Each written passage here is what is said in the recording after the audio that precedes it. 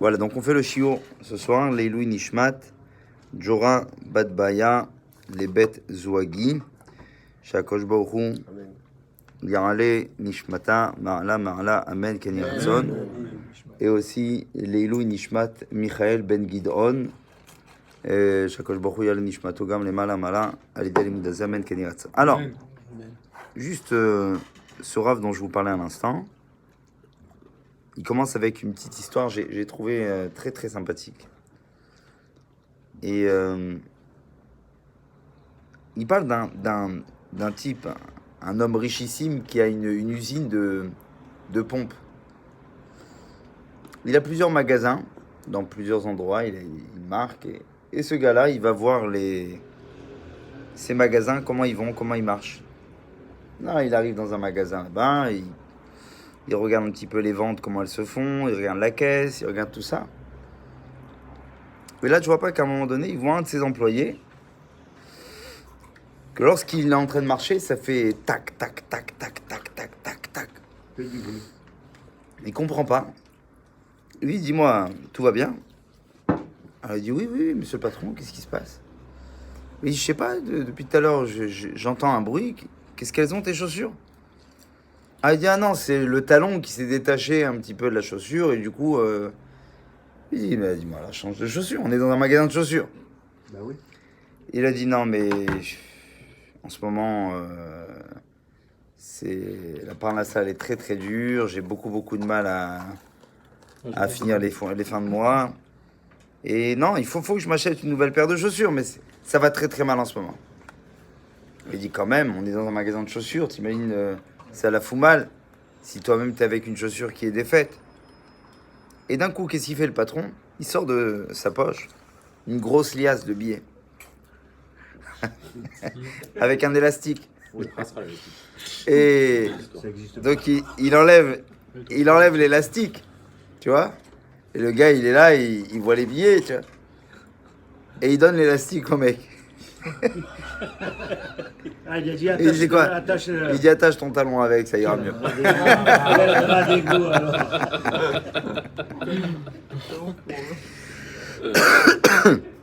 Il faut le faire. En fait, et vous allez comprendre un petit peu le rapport avec ça. Il est où? C'est quoi le... Quoi 13 10. 13-10 56. Ok. 13 10 56. Voilà, c'est bon. Date de naissance. Alors, juste la paracha de Lech Lecha, hein, elle vient après un moment, on va dire, très très très délicat de la Torah. On s'aperçoit que la Torah, en fait, elle a commencé, pardonnez-moi de dire comme ça, et je l'ai vu l'autre fois un petit peu dans le livre de Marek Alter, il dit qu'en fait, la Torah, elle est vraie parce qu'elle n'est pas belle. Qu'est-ce que ça veut dire? C'est pas un livre d'histoire. Quand un mec il veut faire un roman, il tente à faire rêver les lecteurs. Il tente à leur donner une histoire qui est magnifique, qui est romancée. Vous voyez ce que je veux dire? Mais là, on s'aperçoit quoi finalement? On s'aperçoit que l'histoire de Bereshit, elle est catastrophique. L'histoire de Noach, elle est déprimante. Lorsque vous regardez Bereshit, qu'est-ce que vous voyez? Adam et Chava, Akadosh Baruch Hu, il les crée, qu'est-ce qui se passe? La première chose qu'ils font, quelques heures après qu'ils soient nés, c'est quoi? Faute. La première chose, c'est la faute. Bon, allez, faute passée. Qu'est-ce qui se passe maintenant? Caïn et Abel. Les premiers frères, les premiers frères du monde, qui aurait pu être ce qu'on appelle le modèle de l'exemplarité de la fratrie. Qu'est-ce qu'il nous montre? La dispute, la haine, le meurtre. On arrive à la fin de la paracha de Bereshit, et là on nous dit, mais là, laisse tomber, l'humanité est catastrophique. C'est une catastrophe. Noach, qu'est-ce qui se passe? C'est le Maboul. Il faut tout refaire. Après Noach, il y a encore une autre histoire. Dor Apalaga. Des hommes, exactement, qui décident de se battre contre Dieu. Ils se prennent pour Dieu. Enfin arrive l'Erchlera. Et Bémet, c'est ce qu'il demande ce Rav un petit peu. Il dit, mais alors finalement, qu'on essaye de comprendre un petit peu. Pourquoi la Torah, elle débute, pourquoi Dieu fait en sorte que finalement le début de l'histoire doit forcément commencer de cette façon-là. On n'aurait pas pu faire une histoire qui commence bien. Allez, les choses, elles sont clairement, elles sont très très mal parties. Mais comme il dit clairement, et ça, nous, on s'est habitué un petit peu à l'histoire. Si demain, tu achètes une bagnole, ok, C'est pas. Une grande Chine, Simon. et tu t'aperçois que la bagnole, elle marche pas, qu'est-ce que tu te dis, toi? Tu dis, je me suis fait avoir. Tu dis pas, la bagnole, elle a un problème. Tu dis, le constructeur, il est mauvais. Tu comprends ce que je veux dire ou pas? Nous, quand on commence la Genèse, on a l'impression que le créateur, il s'est un petit peu raté, quoi. On se dit, bon, bah, il a commencé un monde, mais finalement, c'est pas vraiment ça. On va pas se le permettre quand même. Mais quelque part, on est obligé de se poser cette question. Évidemment, je me fais un peu l'avocat. Ah, voilà. Je me fais un peu l'avocat du mal, mais en vous disant que finalement, lorsqu'on regarde l'histoire, elle est pas très très belle à regarder. Et c'est... Excuse-moi, tu vas faire un rapprochement par rapport au talon là, après? Non, pas forcément. Tu vas comprendre après pourquoi je vais dire ça, mais ce que je veux dire... Quelqu'un... Tirez-le-moi du feu, s'il te plaît. Maintenant, c'est ça qu'il faut expliquer. Pourquoi la Torah, elle avait besoin forcément de commencer par une histoire où tout va mal. Est-ce que ça aurait pu être, on va dire, une histoire où moi j'aurais pu penser comme ça, qu'à la fin, peut-être, il y a des choses qui ne vont pas très très bien. En fait, le début, on a l'impression vraiment de la Torah, où on commence enfin à voir une sorte d'humanité, hein, tu vois ce que je veux dire? Une sorte de Hirat Shamaim, un homme pieux, un homme grand. C'est Avraham Avinu. C'est un homme qui défend ses idéaux à mort.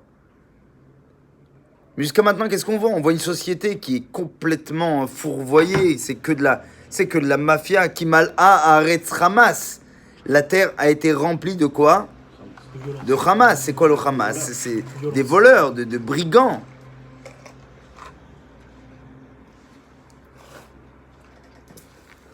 Il ramène ici un verset qui est marqué dans la Torah justement, pour nous faire ressentir un petit peu cette chose-là.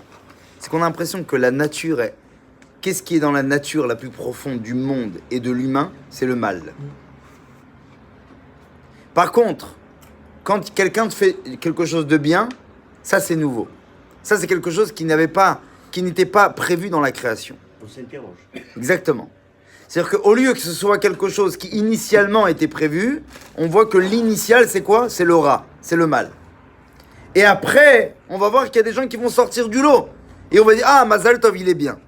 C'est-à-dire qu'en fait, le mal, au départ, il est presque cautionné. C'est même, ça fait partie un petit peu de la nature d'un monde.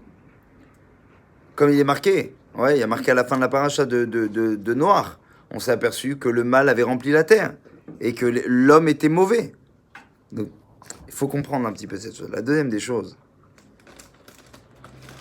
Il y a marqué Vayomer Hashem. Lo yadon ruchi ba'adam le'alam beshagam hu basar vayu yamav 120 shana. Il y a marqué dans la paracha de Noach qu'Akadosh Baruch Hu, il veut limiter la vie des hommes à combien? À 120 ans. Pourquoi Akadosh Baruch Hu, il limite la vie des gens? Jusqu'à maintenant, les gens vivaient 700 ans, 800 ans, 900 ans. Ok? Et là, maintenant, Akadosh Baruch Hu, il décide d'arrêter à 120 ans. Il y a marqué Vayar Hashem ki rabba ra'at ha'adam bechol vechol yetzer mershevot libo rak kol hayom. Et là, Dieu a vu que le mal était dans la terre. Vaynachem Hashem ki asa et adam baretz vaytatzev el libo. Dieu était triste. Et là, Dieu décide d'effacer tout simplement la création qu'il a faite. Mais Adam ad behema, depuis l'homme jusqu'à l'animal. Ve'adov hashameim, en passant par les volatiles, ki nicham tiki asitim. Dans Bereshit. Qui c'est qui vit jusqu'à 120 ans maintenant? Comment? Qui c'est qui vit Non, jusqu'à c'est 120 ans? l'âge initial. C'est-à-dire que Baruch Hu a décidé de... Après, de ce qu'il découvre des gens. Le Malbim, qu'est-ce qu'il dit dessus? Qu'Akadosh Baruch Hu, en fait, au départ, ce qu'il avait voulu, c'était de raccourcir la vie des gens.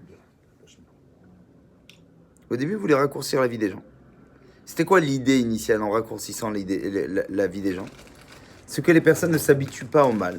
Et que les gens vont reprendre une vie droite en disant on est pressé, on risque de mourir bientôt, donc faut vite faire tes chouvas. Qu'est-ce qu'il dit le Malbim? Akash Baruch Hu, il s'aperçoit après ça, Vayar Hashem ki rabba ra'at Adam. Il a vu que finalement, malgré tout, l'homme, que tu lui donnes 40, 50, 100 ou 120 ou 1000 ans, ça fait rien du tout. C'est-à-dire que la première lueur de l'histoire dans la Bible commence 1948 années après la création du monde. C'est qui? De l'homme. Ouais. C'est qui? C'est Avraham Avinu. Avraham Avinu, sa naissance, c'est en l'an 1948. Ce qui veut dire, exactement, la même date que l'année grégorienne, mais pour l'État d'Israël. On peut retenir facilement. Et c'est là où, à ce moment-là, seulement là, donc c'est-à-dire 2000 ans d'histoire ont passé, pour attendre qu'enfin un homme relève un petit peu l'esprit, quelque part, de la création. Un peu. Alors on a envie de demander à Dieu. Si moi je vais voir maintenant le PDG de Renault parce qu'il y a un problème sur ses voitures, je suis dans mes droits. Moi je suis dans mes droits aujourd'hui dans ce chiot de demander à Dieu, mais pourquoi t'as fait ça? Pourquoi le monde va mal pendant 2000 ans? Il y a un problème. C'est quoi la notice? On s'est peut-être trompé quelque part. Tout est catastrophique. Si vous remarquez, c'est que si Hachem, il attend tant de bien que l'homme soit quelqu'un de bien, alors pourquoi il a créé le mal? C'est même l'une des questions. On apprécie le bien. Et pourquoi il a pas mis le bien en avant? Pourquoi Kosh Baruch Hu, il crée un Gan Eden dans lequel il met un arbre dedans, dans lequel il dit celui-là tu touches pas. Mais ne mets pas ça. Quand tu veux que l'homme soit bien, donne-lui les conditions d'un monde où tout va bien, pour être bien. Non, Dieu, il veut mettre le mal, ouais. Et là il te dit attention, hein, Faut pas le toucher. ne touche pas. Alors pourquoi C'est il Yetzirah. le met? Pourquoi il te fait voir? Exactement. Il te fait voir. Mais c'est toute la Torah. C'était même une question, exactement. C'est toute la Torah. Exactement, Tu vois, et c'est la alors, question de partout. alors, il fait ce qu'il veut, Dieu. Alors il aurait mis que des anges et que des. Pourquoi on peut se demander cette question, Stam? Il y a une Gemara, hein. Des comme la merde. C'est une Gemara qui dit qui raconte l'histoire de Rabbi Eliezer ben Rabbi Shimon. On l'a raconté plusieurs fois cette histoire.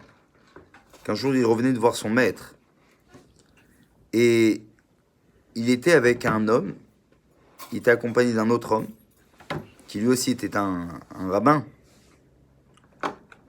Et il a voulu lui dire Shalom Alecha.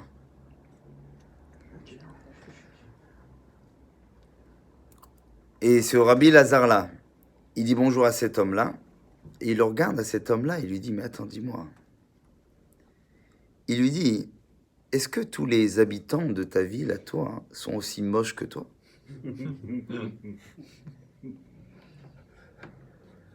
Elle est terrible, cette histoire. Rabbi Lazare bar Rabbi Shimon, il regarde cet homme-là, et il lui dit, dis-moi, Aïm Bene Irecha, est-ce que les gens de ta ville sont tous comme toi aussi? Méchant. Exactement, c'est méchant. Que s'est-il passé à ce moment-là? Cet homme-là, il lui a répondu. Il lui dit, je ne sais pas. Aval, si tu as une plainte à faire, va voir l'artisan qui m'a créé. Et demande pourquoi lui, il a créé, on va dire cette face-là, pourquoi il a créé le mal. Bon, l'histoire dans la Gemara, elle raconte que Rabbi Eliezer bar Shimon, il a dû, à la fin, presque le supplier de lui demander Mechila, qu'il avait vu qu'il avait eu une maladresse. Il y a certains qui voient cette Gemara comme quelque chose d'affreux, mais il y a aussi une beauté de voir que ce rabbin, il a fait une erreur, il a fait une maladresse, et qu'il va voir cet homme-là, il le supplie de lui pardonner, parce qu'il sait très bien que c'était pas beau de dire une chose pareille. Mais cette idée-là, de va voir l'artisan qui m'a créé et demande-lui pourquoi il m'a fait comme ça, il lui a très bien répondu, cet homme-là, Rabbi Eliezer bar Shimon. Il lui a dit, mais t'es en train, en fait, de salir qui ici? Salir la création, c'est salir automatiquement celui qui l'a créé. Dire que le monde est mal fait, c'est dire que Dieu est mal foutu. Dire que les hommes sont mauvais, cracher et avoir de la haine sur quelqu'un, c'est quoi? C'est quelque part revenir de dire que Dieu a mal fait finalement ce qu'il a fait. C'est vrai. Eh bien, mais qu'il faut se poser la question. C'est vrai. Si les hommes étaient si mauvais, si la création était si mauvaise, alors comment c'est possible qu'Akadosh Baruch Hu, qui est si bon, puisse donner, on va dire, une création avec autant de choses qui est mauvaise? Il ramène ici un midrash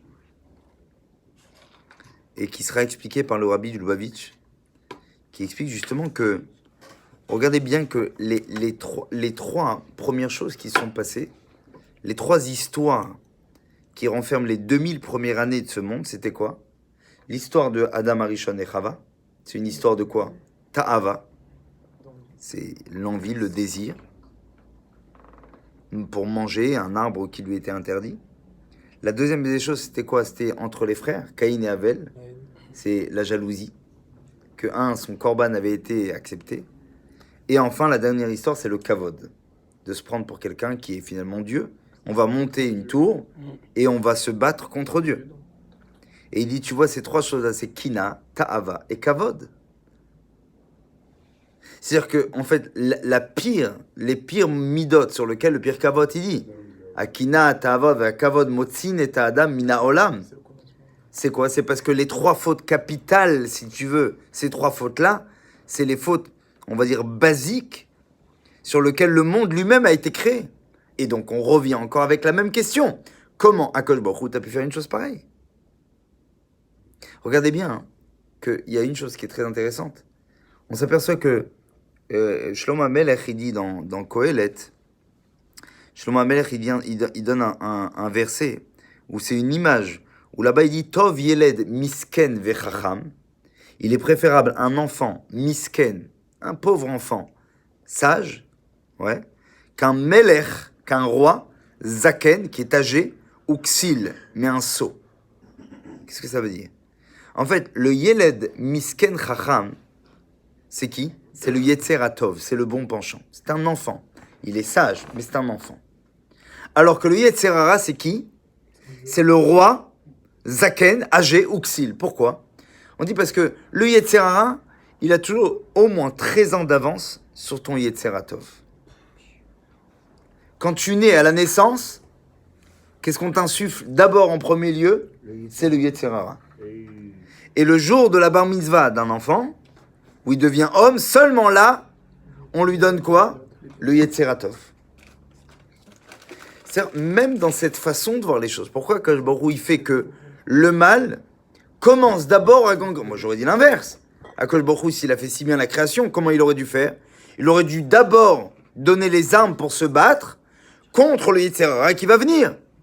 Mais on s'aperçoit qu'un enfant, en fait, il est tout sauf Tov. C'est quoi l'enfant? L'enfant, c'est un égoïste. C'est celui qui en a rien à faire à quelle heure son père ou sa mère vont travailler. C'est celui qui veut son biberon à la température dont il a envie. À l'heure où il en a envie. Qu'importe, comme il le veut. Le plus grand égoïste au monde, c'est un enfant. Il est le rat. Et c'est seulement quand il arrivera à 13 ans qu'il va commencer à peaufiner. Mais déjà sur un corps qui a déjà été, on va dire un petit peu, malheureusement, mal habitué pendant 13 ans par le Yetzer Hara. Pourquoi Akadosh Baruch Hu fait des choses comme ça? Donc si Akadosh Baruch Hu, on reprend encore une fois sur le fait que le Créateur, ouais, eh bien finalement révèle sa création. Alors si la création est révélée par le Créateur, comment c'est possible que les choses ont été faites de cette façon-là? Pourquoi on dit que les prières d'un enfant, ils vont direct au ciel? Comment? Pourquoi on dit que les prières d'un enfant, ils vont direct au ciel? Sachant qu'il ne peut pas faire du bien. Justement, c'est vraiment Il arrive pur. à en C'est-à-dire que faire. si malgré le mal qu'il a, il fait encore avec ça, c'est que malgré, c'est pas le rat dans le sens, il a fait des fautes. Il est mauvais dans le sens où il ne pense qu'à lui. Il y a qu'une personne qui compte au monde, c'est lui. D'ailleurs, on calcule l'âge adulte au moment où une personne se conduit en fonction des responsabilités des personnes qui l'entourent. On enterre l'enfant qui est en nous dès lors qu'on comprend que c'est à nous aujourd'hui de ne plus prendre, mais cette fois-ci de donner. Quand on est finalement dans ce genre de relation, on est à même à dire que maintenant nous sommes devenus des gens adultes. Il dit ici aussi une chose, pour essayer d'appuyer un petit peu sur cette problématique-là. Il dit que lorsque vous regardez un petit peu, il raconte l'histoire d'un rabbin qui était le Noda Biyuda. Il était le juge de la ville de Prague. Et le Noda Biyuda, hein, un jour, il y a un homme qui vient le voir et il dit, j'ai un vrai problème. Il lui dit, j'étais un homme très très riche. Et un jour, j'ai appelé mon cocher. Donc il appelle son chauffeur pour qu'il l'amène à une destination. Et à cette époque-là, il faisait le trajet, on va dire, en plusieurs jours.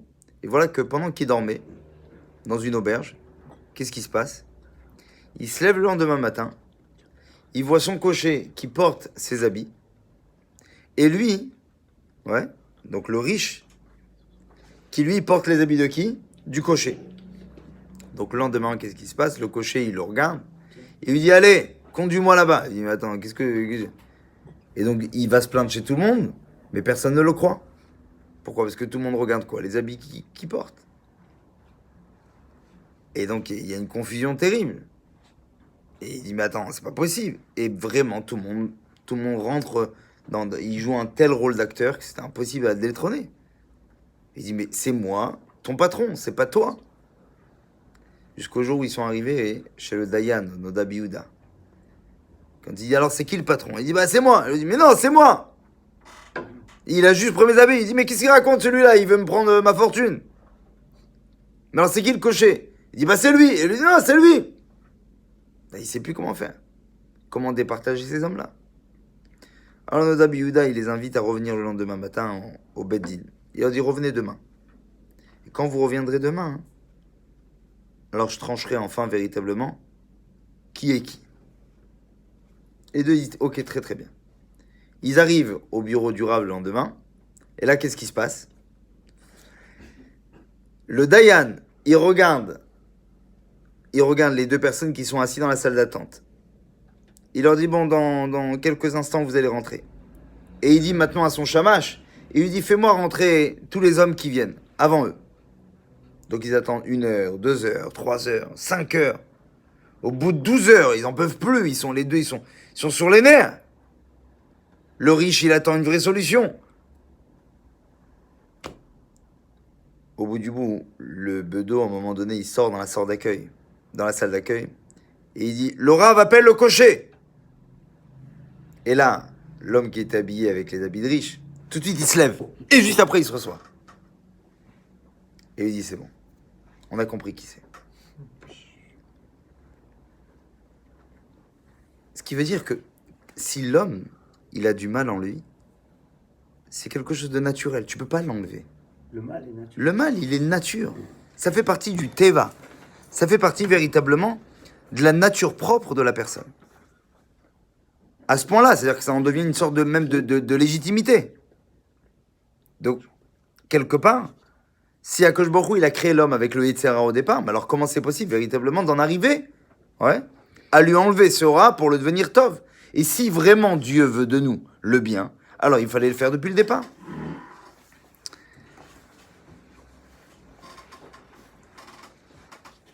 Je finis juste avec cette chose-là, après juste on répond. Parce qu'il y a marqué, il y a un verset qui dit que Ekev Asher Shama Avram Bekoli. On parle dans la Torah que Avram Avinu, il a été à l'écoute d'Akadosh Baruch Hu. Maintenant, c'est quoi Ekev Asher Shama Avram Bekoli? Rachamim, ils disent, dans le mot Ekev, c'est quoi le mot Ekev? C'est la valeur 172. Et combien d'années il a vécu Avram Avinu? 175 ans. C'est-à-dire qu'on dit que puisque Avraham Avinu, il était l'un des grands serviteurs d'Akadosh Baruch Hu, avec le mot Ekev, c'est-à-dire que pendant 172 ans, il a été le serviteur de Dieu.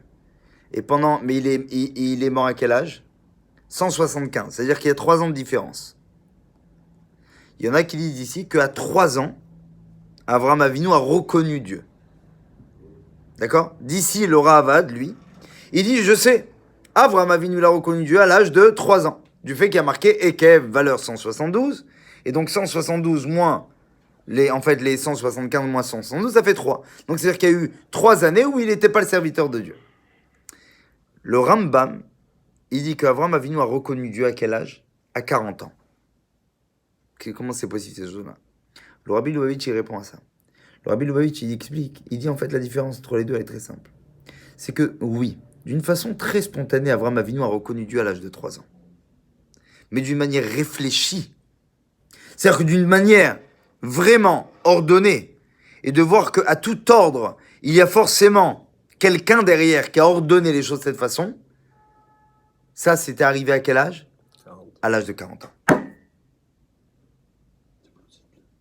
C'est-à-dire qu'en fait, il ne faut pas être un scientifique pour dévoiler qu'il y a Dieu dans ce monde-là. Quand on voit la machine humaine, la façon dont les yeux, les sens de l'homme ont été faits, tout ce qu'on connaît aujourd'hui de la science, quelque part, sur l'homme encore plus, ne font que dévoiler quoi? La régularité des astres, la régularité que le soleil n'a jamais tapé la lune pour autant. Il n'y a jamais un jour où finalement il y a quelque chose qui n'a mal marché. On s'aperçoit que la création, elle a été vraiment créée. On ne peut pas en revenir comme ces soi-disant penseurs qui tentaient à dire haut et fort que finalement le monde c'était une sorte de quoi? Eh bien de base qui a été faite finalement sur quoi? Sur un hasard. C'est impossible de dire ça. Il dit ici, à tout ordre, c'est qu'il y a une personne qui l'a ordonné. Il raconte l'histoire de 2 gars qui étaient sur l'Everest. Ouais. Et à un moment donné, ils montent, ils arrivent, ils ont du mal à respirer. Plus ils montent, plus ils n'ont pas d'eau, ils n'ont plus rien à manger. Et ils s'aperçoivent, miracle, au loin, un tissu avec 4 bâtons ancrés dans la neige. Et à l'intérieur, il y a quoi? Il y a une table avec de quoi manger dedans et ainsi de suite. Tout ce qu'il leur fallait. Il y en a un qui dit, t'imagines un petit peu? Regarde le vent, ce qu'il a fait. Il a amené une table, une chaise avec... Il dit, mais espèce d'idiot, tu crois vraiment que ça peut être le fruit du hasard, une chose pareille? Le fruit du hasard, il peut mettre, on va dire, 4 bâtons, vraiment comme ça, poser une table avec une chaise, avec un lit, avec de quoi manger, de quoi boire. Évidemment, si on retrouve une chose pareille, c'est que forcément, c'est que c'est à quelqu'un et c'est quelqu'un qui l'a fait. C'est que quand on voit le monde, comment il est fait, et ça demande de la réflexion. Qu'est-ce que l'Agmara dit? Ben Arbaïm, quand quelqu'un il arrive à l'âge de 40 ans, Ben Arbaïm la Bina. Il est doté de quoi? De la Bina. C'est quoi Bina? De l'intelligence. L'homme est doté de l'intelligence. Pourquoi? Parce que seulement à travers une expérience de la vie, il lui a été offert maintenant de regarder raisonnablement le monde et de dire forcément, je ne peux pas croire au fruit du hasard. Et dire que si les choses elles se passent comme ça, c'est que forcément il y a un Dieu. C'est pour ça que le Rambam ne dit pas qu'Avraham Avinu a reconnu Dieu à 3 ans. Il dit qu'Avraham Avinu a reconnu Dieu clairement quand? À 40 ans. Parce que si on avait dit qu'Avraham Avinu l'a reconnu à 3 ans, tu aurais dit ouais, ben Avraham Avinu c'était un enfant spécial. C'était un génie, un autiste qui avait compris Dieu. Non. Avraham Avinu, il a reconnu Dieu à l'âge de 40 années. C'est-à-dire, c'est parce qu'il s'est permis de regarder la Bria, il s'est permis de regarder la création. En regardant la création, il a compris que forcément, s'il y a une création, c'est qu'il y a un créateur. Donc 3 ans, il ressent des choses. Sa neshama, elle ressent des choses. Mais l'exprimer, l'expliquer de la façon dont Avraham Avinu savait le faire, c'est seulement à l'âge de 40 ans. Ben Arbaïm la Bina, parce qu'il était muni de la compréhension. C'est à l'âge de 3 ans qu'il a commencé à... Il a commencé, mais parce qu'il était porté, il était porté peut-être par sa neshama. Mais le message lui-même ne pouvait pas être divulgué, il n'était pas même, tout simplement, il pouvait pas lui-même commencer à transmettre quoi que ce soit avant d'arriver à l'âge de 40 ans. À l'âge de 40 ans, il était confirmé dans cette voie-là. Et surtout dans cette idée.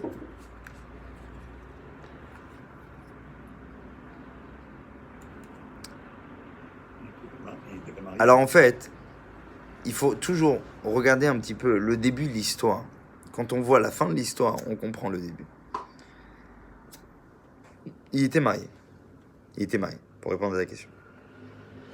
Ça, c'est encore un autre débat qui est très intéressant d'ailleurs, mais pas pour maintenant. Parce qu'il était marié déjà. Et donc, Et donc le Midrash, il dit quelque chose de très intéressant sur l'un des psukim qui est marqué au début du Sefer Bereshit. À la fin de la création, si vous regardez bien, à la fin de la création, au début, où tout va bien encore dans le monde, il y a marqué ce passouk que vous connaissez déjà tellement, puisque vous le dites tous les vendredis soirs. Je vous le cite maintenant. Il y a marqué Vayichulu hashamayim ve'aretz ve'chol tsevaam. Le 6e jour, donc, Dieu a fini de faire le ciel et la terre et toute son armée céleste. Vayichal Elohim bayom hasheveim melarto. Dieu a fini le 7e, tout son travail, Asher, Asa, qu'il a fait au passé. Vaishbod bayom hashevim mikol melarto, Asher, Asa. Vayivarech Elohim et yom hashiv vayikadesh oto ki vo Shabbat, car Dieu maintenant s'est reposé. Tout au passé. Mikol melarto, Asher bara Elohim, la asot. La asot. Que Dieu a créé, la asot. Non pas que Dieu a créé au passé. Que la création a été la asot pour faire. C'est quoi ce terme-là, pour faire? Je vous lis le pasouk en français, qui ne veut rien dire. Dieu bénit le 7e jour et sanctifia car il s'était abstenu de tout son travail que Dieu avait créé pour faire. Vous n'êtes jamais demandé? C'est-à-dire quoi? Asher ba Elohim la asot. C'est quoi la asot? Rashi dit la asot, pour faire.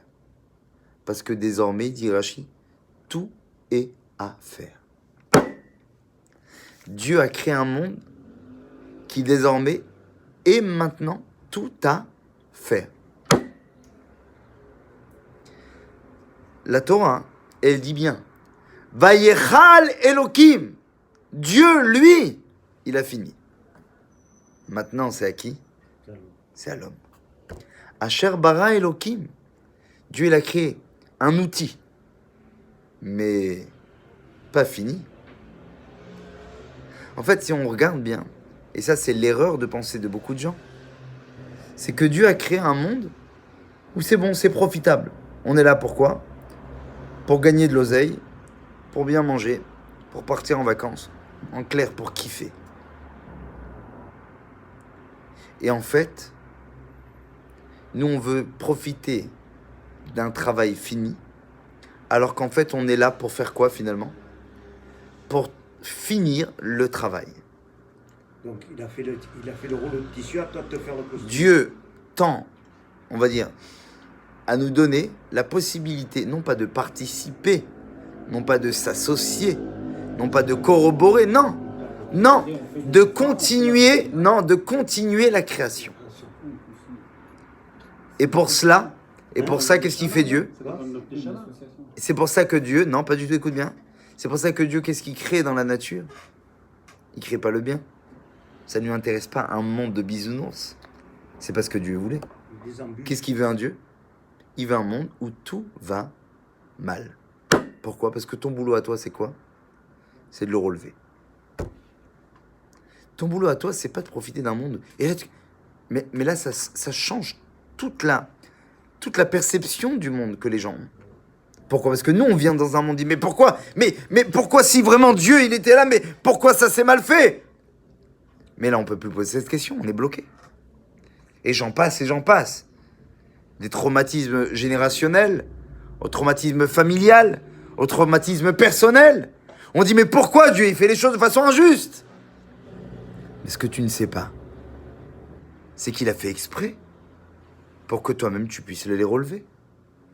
Et regardez ce qu'il dit qui est sensationnel. Regardez la Torah. Yaakov veut se marier avec qui? Avec Rachel. Et la Torah nous dit que Yaakov, il aime Rachel. Finalement, qu'est-ce qui va se passer? D'abord, pour l'avoir, il va galérer 7 années supplémentaires. Une fois qu'il va l'avoir, il va devoir attendre pour avoir des enfants avec elle. Il galère. Quand il a des enfants avec elle, il en a combien? 2. Et enfin, elle meurt de façon précoce en pleine route. Léa, elle lui vient à Yaakov sans le vouloir. Elle lui donne 6 enfants elle lui donne 6 gosses. Et Léa, c'est celle qui reste finalement jusqu'au bout. Et c'est avec qui que Yaakov va être enterré? Avec Léa. T'as envie de dire, Dieu, attends, je comprends pas. C'est très intéressant. Pourquoi ce matin Yaakov, il aime Rachel. Donne-lui, accède. Donne-lui la possibilité, la facilité. Il a tellement été bon avec toi, ce brave gars. Yaakov Avinu. Donne-lui la femme qu'il aime, donne-lui les enfants qu'il veut. Et laisse-le vivre avec elle le temps qu'il veut. Au lieu de faire ça, qu'est-ce qu'il fait Dieu? Non, scénario galère. Celle que je ne veux pas, il me la passe. Celle à qui je n'attends pas spécialement des enfants, c'est elle qui m'en donnera le plus. Celle à qui je n'ai pas la plus grande des inspirations, c'est avec elle que Dieu va demander à ce qu'il soit enterré. Puis c'est quoi cette histoire? Mais attends, mais tu dis, mais le monde, il est mal foutu. Franchement, où va-t-on? Même Yaakov Avinu, il aurait pu dire ça. Vous imaginez un petit peu? Regardez la différence entre les enfants de Léa. Léa, elle a eu qui comme enfant? Elle a eu Réhouven, Shimon, Lévi, Yehuda. Des enfants qui vont tous avoir des problèmes. Que ce soit à l'âge juvénile, dans les écoles, dans l'adolescence. Shimon et Lévi, ils vont détruire une ville entière. Yehuda, c'était un nerveux. Yehuda, l'histoire de Tamar. Réhouven avec l'histoire de la tante et de son père, où il va tourner autour. Il va perdre son droit d'aînesse. Par contre, il y a 2 petites bombes. Les premiers de la classe, c'est qui? C'est les enfants de Rachel, Yosef et Binyamin. D'ailleurs, Yosef, bon, pas besoin de parler, Yosef, son parcours, comment il va finir, comment il va être génial. Et Binyamin, qu'est-ce qu'on peut dire sur Binyamin? La Gemara a dit, il y a 3 personnes dans l'histoire qui sont morts sans fauter. Et que la raison pour laquelle ils sont morts, c'est juste Beitio Shel Nachash.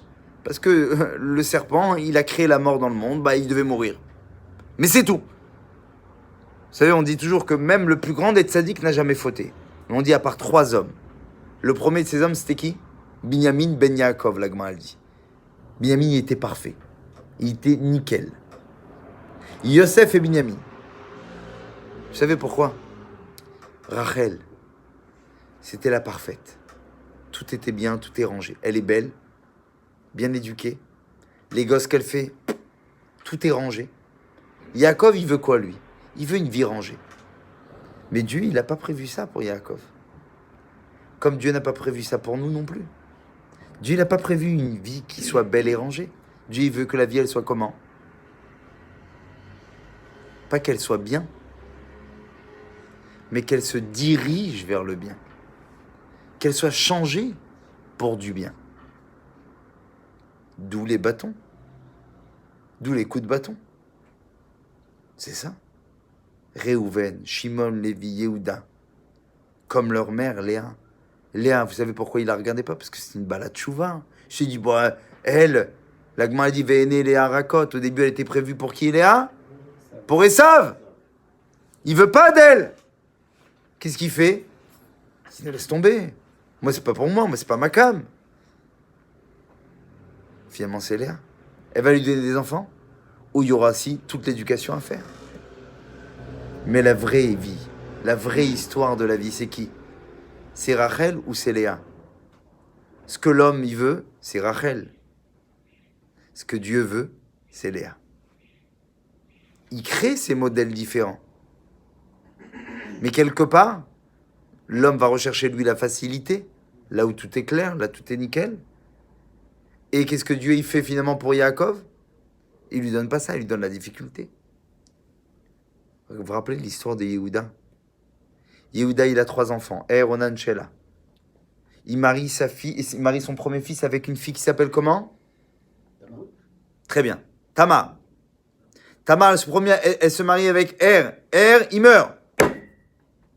Qu'est-ce que elle fait Tamar? Du coup, elle va se marier avec qui? Avec, par les lois du Lévira, du Hiboum, avec Onan.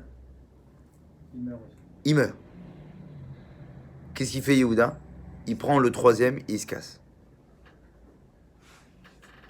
Elle, on va la faire très courte, elle arrive à retrouver Yehuda et elle veut absolument se marier avec Sheila.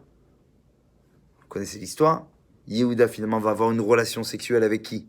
Avec sa propre belle-fille, avec Tamar. Et Tamar va tomber enceinte. Quand on va voir que elle avait un ventre bien rond,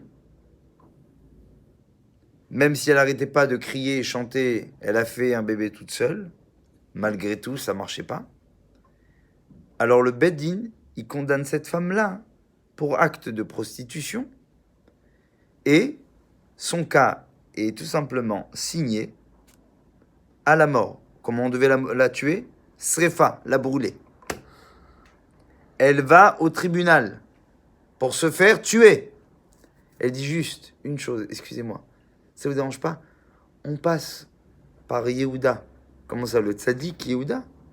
Oui, je veux juste voir le tzaddik. Pas de souci, je vais me faire brûler, vous allez me tuer avec mes enfants. Je comprends, vous avez raison, c'est la loi. Mais je veux juste aller voir Yehuda avant, ça vous dérange pas? Elle va voir Yehuda. Et qu'est-ce que Yehuda, elle lui propose? Elle lui dit, voilà, j'ai deux choses. Vous vous rappelez, le bâton et la bague, exactement. Il lui dit, quelqu'un m'a donné ça en gage contre l'acte que j'ai eu avec cette personne. Donc je la remets ici. Elle ne pointe pas Yehuda en disant, ouais, c'est lui, je vous assure, c'est lui. Maintenant, Yehuda, mettez-vous 2 minutes à la place de Yehuda. Tu as une femme, c'est une miskina, ouais. Son compte est bon. Elle va maintenant pour être tuée, pour être brûlée. C'est fini. Dans 2 heures, elle fait plus partie de ce monde. Toi, Yehuda, maintenant, t'es le fils de Yaakov Avinu. T'es un tzaddik. Tout le monde te respecte. Qu'est-ce qu'il fait, Yehuda? Il aurait pu dire non, mais elle est folle, écoutez, là, laisse tomber. Amenez-la vite au tribunal. Allez la tuer. Et ouais, t'es débarrassé. Yehuda, il la regarde et lui dit, Tzad kamimeni. C'est vrai. C'est de moi qui viennent ces enfants. Tzad kamimeni. C'est de moi. Ça, c'est l'histoire de la vie. C'est l'histoire du monde. Asher bara Elohim, Dieu, il a créé la asot. Le bien reste à faire. Dieu ne crée pas le bien. Dieu, il demande à ce que le bien soit à faire. C'est pour ça que la Torah, elle dit qu'à la fin de la création, il y a marqué Veine Tov Meod. C'est-à-dire quoi Tov Meod? Qu'est-ce qu'il y a mieux que le bien? C'est le mal. Le mal amène la personne automatiquement où il se sent acculé par une sorte de pression de la vie. Où il n'a plus le choix de quoi? De grandir. Grandir. Il y a cette image-là comme tu disais l'autre fois, du gamin qui pèse 200 kilos, il est devant la télé en train de manger des bonbons. Et tu lui dis, arrête, c'est mauvais pour toi, mauvais pour ta santé. Et il t'écoute pas. Parce qu'à un moment donné, c'est Dieu lui-même en personne, qu'est-ce qu'il fait? Il lui arrache le paquet. Ça, c'est l'histoire des hommes. Dieu, il crée un monde dans lequel il dit, moi je t'ai prévenu, je t'ai donné un monde où tout était à faire. Mais toi, tu cherchais quoi? Que le bien qu'il y avait dedans. Mais c'était pas ça qu'on voulait de toi. Ce qu'on voulait de toi, c'était de relever la partie. Les gens aujourd'hui se suffisent de ce qu'ils ont en disant, non, mais regarde, ça va, grâce à Dieu. Mon fils, il est gentil, ma femme, elle est gentille, mon travail, ça va. Non, ça va. Ce qu'ils comprennent pas, c'est qu'on est là pour réparer le monde, pour le surélever. Lui donner une possibilité, on va dire, d'avoir ce qu'on appelle cette élévation. Comprenez? Il raconte là, je finis juste avec ça, il raconte une très très jolie histoire d'une femme, d'une Kala, où il y avait une grand-mère qui avait beaucoup de petits-enfants, et qu'à chaque fois qu'elle avait une petite fille qui se mariait, elle achetait un très beau bijou. Et là, elle avait son dernier petit-fils qui s'était marié. Elle a amené la Kala avant le mariage. Ils ont été dans une bijouterie. Et elle lui dit, regarde cette montre, elle te plaît? Alors la Kala, elle était là, bien sûr, elle est magnifique. Et elle avait payé, histoire véridique, combien elle a payé? 20 000 shekels. Bijoux. pour cette époque qui était extraordinaire. La Kala, elle est toute fière, elle montre à ses copines, regardez la montre de fiançailles que la grand-mère de mon futur époux m'a offert. Elle est fière de montrer ça. Et voilà que elle se marie. Le lendemain de la nuit de noces, elle se lève pour reprendre sa montre. Elle la trouve plus. L'angoisse. Va dire maintenant que tu as perdu la montre à 20 000, ouais, à toute ta famille et surtout à ta belle famille. Elle était morte. Et donc elle est là pendant les shabrachot, elle essaie de se recouvrir les manches, elle essaie de cacher. Quand on dit mais pourquoi t'as pas mis ta montre? Non, je suis gêné, vous savez, en ce moment j'avais un peu de boutons, je pouvais pas. Et elle essaie d'esquiver, elle a trop honte. Elle est triste. Ça lui gâche, tout simplement, mais ça lui gâche tout. Ça lui gâche, du coup, sa première semaine de Sheva Brachot. Ça lui gâche tous ses moments. Et son mari qui lui dit, bon, c'est pas grave, qu'est-ce que tu veux? Mais non, elle s'en veut, elle s'apitoie sur son sort. Il dit, mais j'aurais dû tellement faire attention, je comprends pas, j'ai tout regardé, j'ai tout remué. Bon, allez, ça va. 6 mois plus tard, ils reçoivent, vous savez, les photos, les vidéos, le clip. Et ils regardent comme ça un petit peu. Ah là là, comment c'était bien ça. Ah, il y avait telle personne. Ah ouais, on s'est éclaté. Ah, ça c'était génial et tout machin. Et du coup, le mari, il dit, tiens, ah, le costume, qu'est-ce qu'il était beau. Il prend la veste. Quand il prend la veste, il cherche dans la poche. Et qu'est-ce qu'il dit? Oh, c'est pas ta montre, ça? Elle voit, elle dit, quoi? Mais en fait, c'était toi. C'était pas moi. Et moi, je me suis apitoyé sur mon sort. J'ai cru que j'étais... Oh là là, mais en fait, c'était à cause de toi. Et là, il la libère carrément. Elle est heureuse, mais bon. L'histoire ne s'arrête pas là. 20 ans plus tard. 20 ans plus tard. Cette fois, c'est elle qui marie sa propre fille. Quand elle marie sa propre fille, elle veut lui faire un beau cadeau. Elle n'avait pas beaucoup les moyens. Alors, qu'est-ce qu'elle décide de faire? De vendre les bijoux qu'elle avait pour faire ce que sa fille avait envie, de lui faire le beau cadeau, un beau bijou à sa fille. Et donc, du coup, elle va dans le magasin où la grand-mère avait acheté la montre. Et elle va au magasin, elle arrive là-bas, elle dit « Bonjour monsieur, voilà, ça fait 20 ans, on avait acheté là-bas. J'aimerais juste faire évaluer un petit peu la truc pour peut-être la revendre ou faire fondre l'or, je sais. » Le gars, il la regarde et il dit « Écoutez, madame, cette montre, on ne vous l'a jamais vendue. » Non, mais bien sûr, j'étais là avec la personne, je vous assure. Il la regarde. « Écoutez-moi, je vous dis que je ne vous ai jamais vendu de montre pareille. » C'est pas possible, j'étais là. Écoutez, vous avez un papier? Je dis, mais j'ai un papier qui l'a... Oui, j'ai le papier à la maison, je vous la mets. Amenez-le moi, je veux le voir. Vite, elle retourne à la maison, elle ouvre le truc, elle retrouve le papier. Vous savez, le papier qui fait pour échanger ou pour... Et qu'est-ce qu'elle voit? Qu'effectivement, c'était pas le même magasin. Et là, elle comprend. Elle comprend qu'en fait, que le bijou avait été racheté par son mari. Ah, Pour lui enlever justement ce sentiment-là. quelle classe. C'est beau, hein? Et quelque part, quand elle voit ça, elle dit, mais pourquoi C'est tout simplement quand j'ai vu que tu étais... Je préférais que tu m'en veuilles à moi que tu t'en veuilles à toi. Asher bara Elokim la asot. Ça, c'est un match. Exactement ce que tu dis. Le mari. C'est exactement... Pourquoi? C'est un mec, hein? C'est-à-dire qu'il aurait pu dire, mais attends, la montre! Ah, elle a la montre! Tu la sors? Et à chaque fois qu'elle aurait fait une petite erreur, à n'importe quelle bêtise, qu'est-ce qui lui aurait sorti? On la ramène pas, s'il te plaît, hein.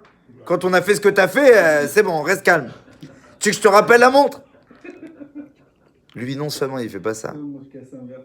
Et qu'est-ce qu'il fait? Voilà. C'est juste pour nous dire que on a répondu à toutes les questions quelque part. Si le monde est créé avec ce qu'on appelle une nature mâle, c'est parce que finalement, le véritable travail qui nous attend en tant qu'humains, C'est justement de faire que les choses aillent mieux. Alors, quand maintenant, on va se dire, mais ça va mal. Pourquoi Dieu m'a fait? T'as pas compris. Asher bar Elokim Lasot, c'est un monde où tout est à faire désormais. Lui, Dieu, ce qu'il a créé, c'est parfait. Mais ce qu'il attend de toi, c'est pas d'être parfait. Ce que Dieu, il veut pas des gens parfaits. Il veut pas un premier de la classe. Il veut un type qui a échoué et qui s'est relevé. Exactement.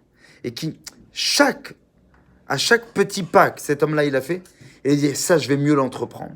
Que ce soit dans ma relation avec l'autre, avec mes enfants, avec ma famille, avec mon travail, avec Dieu, dans ma relation avec Dieu. Et de dire, ah, ça, je sais que je devrais l'améliorer. Mais c'est exactement ce que Dieu attend de toi. Tu penses que c'est injuste? Alors rende à toi maintenant d'être celui qui va rendre les choses beaucoup plus justes. Si maintenant le gars se fait ensevelir en disant, ouais, mais de toute façon, regarde, tu penses que franchement, tu peux croire en Dieu? Tu peux pas croire en Dieu. Regarde Dieu, comment il m'a foutu dans la zut. Ben oui. Ce que Dieu voulait de toi, c'était que tu te relèves. Donc Dieu, il crée un monde qui a été justement le monde propice de cela. Il fallait 2000 années de galère pour commencer enfin à entreprendre un horizon d'espoir. Le premier homme, Avraham Avinu, Avamon Goïm, le père des nations, qui lui a compris dans toutes ces galères comment Dieu se cachait et surtout, qu'est-ce qu'il attend de nous. Ce qui est extraordinaire, c'est qu'en fait, la Torah n'est pas un livre des hommes sur Dieu, mais la Torah, c'est un livre de Dieu sur l'homme. C'est Dieu qui crée tout ça, pour l'homme. Nous, on est sûr qu'on doit être là pour profiter d'un état, et on veut kiffer, et c'est pas faux. On cherche tout ça. Mais malheureusement, c'est pas ça la vie. La vie, elle est pas là. Combien de temps on va passer à nous le dire? Mais malheureusement, il faut en être convaincu à un moment donné qu'il faut arrêter nos conneries. Que c'est pas ça. La vie n'est pas faite pour ça. Et la vie, elle est faite pour quoi? Pour que chaque problème qui nous a été posé, pour nous dire, voilà, c'est ça que Dieu il attend de toi. Alors, galère de fric, fais tchouva sur ça. Galère de relation, fais tchouva sur tes relations. Galère d'éducation, fais tchouva sur l'éducation. Mais c'est pas, oh là là, il m'arrive un malheur. Mais non! Il t'arrive la vie. Il t'arrive la vie. Mais pourquoi l'autre? Mais l'autre, il a un autre problème. Il a son Asher bara Elohim la asot à lui. Ton bara Elohim la asot à toi, il se trouve là. Et maintenant, qu'est-ce que tu fais? Réflexion. Qu'est-ce que j'ai fait de mal? J'ai fait un mauvais choix. Alors maintenant, j'en ferai un meilleur. J'ai décidé trop hâtivement. Maintenant, je vais prendre le temps. J'ai pas mis, on va dire, les vraies priorités là où il fallait les mettre. Mais maintenant, je vais savoir les mettre. Pourquoi? Asher bara Elohim la asot, parce qu'après tout, c'est exactement ce qui m'arrive. C'est faire en sorte que les choses, désormais, doivent mieux se passer, puisque maintenant je suis à terre. Donc c'est vraiment le moment de se relever. Que Kadosh Baruch Hu nous aide tous, Bezrat Hashem, à arriver, on va dire, à cette telle lucidité qu'Avraham Avinu lui-même était arrivé, à comprendre que si 2000 ans du début de l'histoire de ce monde devaient se passer ainsi, c'est pour comprendre que, d'abord, le monde doit être à terre pour commencer à vouloir se relever. Si la fleur est belle, c'est qu'au départ, elle avait à commencer par pourrir au départ. Et quand elle a commencé à pourrir, c'est qu'elle est en mesure de pouvoir donner quelque chose de beau par la suite. Kaddish.